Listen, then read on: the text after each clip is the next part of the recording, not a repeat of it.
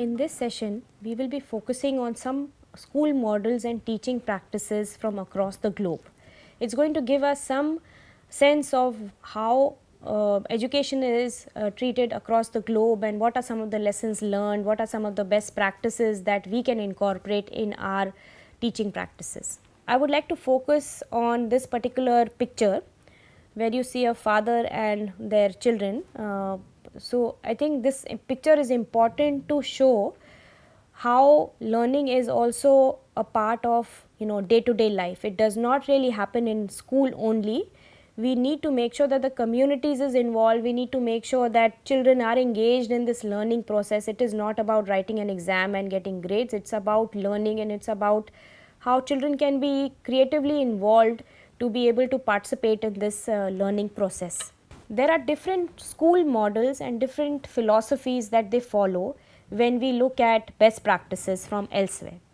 The first one is an example from the United States of America, where we have this initiative called the Harlem's Children's Zone.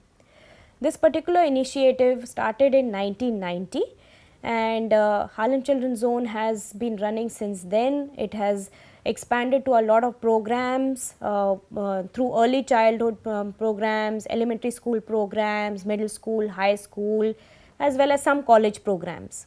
The one common factor that combines all these different levels of education is their focus on family, is their focus on social service and health programs, which I think is really interesting to note here, that education is not treated as just education programs that are run in schools.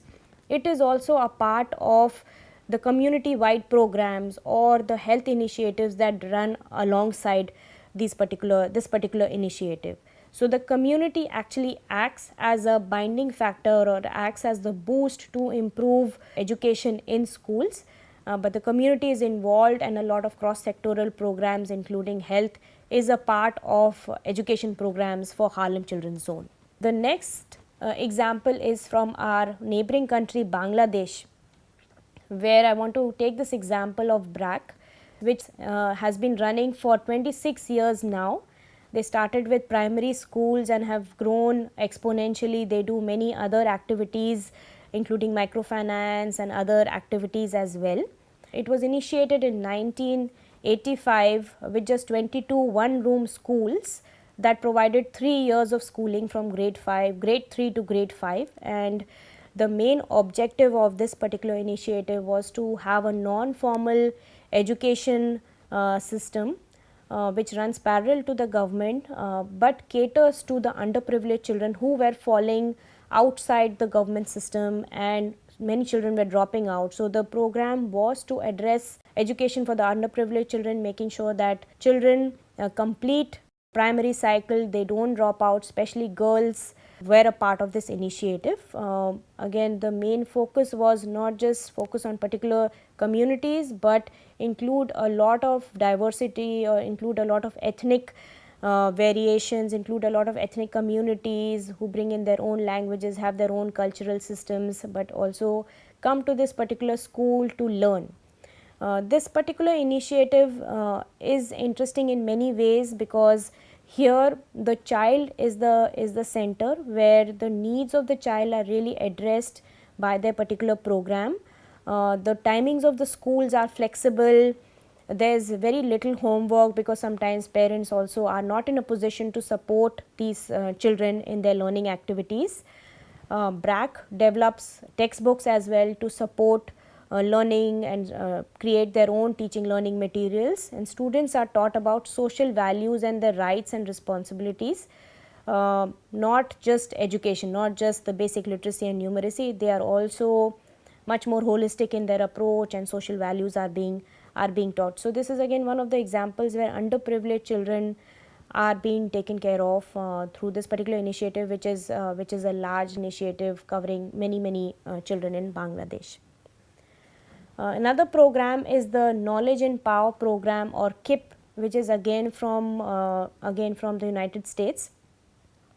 This program includes they have their 5 pillars of success as high expectations, choice and commitment, more time, power to lead, and focus on results. They focus on growth models where you have a particular initiative where teachers or children don't feel that they are restricted to any level. If they have the potential or if they want to learn, they can definitely learn beyond what they feel is their actual capacity. So they believe in the growth mindset pattern. There is also a classroom culture that they focus on, which is much more like fostering. It's also inclusive. It's very it fosters learning. So classrooms are created in a way which basically fosters learning. This teacher is a facilitator rather than an instructor.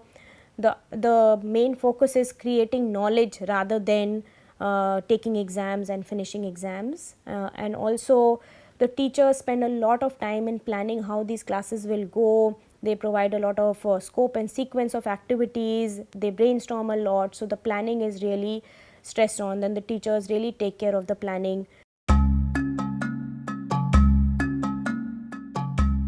So multi-grade, multi-level is basically where we have multiple grades of children sitting together who have different learning levels.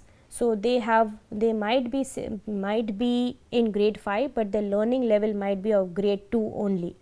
But at the same time, there are schools that require there's only one classroom and they require grade 2 to grade 3 children sitting together rather than having these separate classes. So in a multi-grade, multi-level model, there are 3 or 4 main elements that we need to look at. One is the programming for multi-grade teaching is where the materials are developed locally.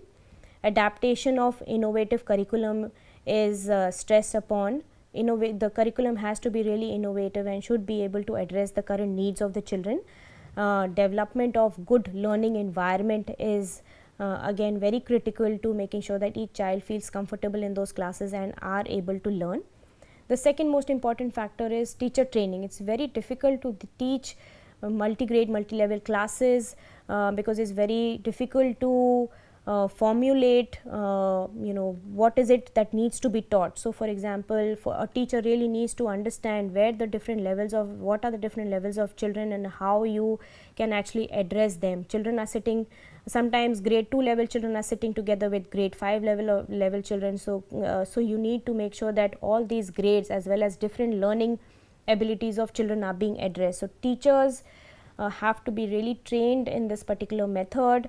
They have to have a in-service training component which is really strong.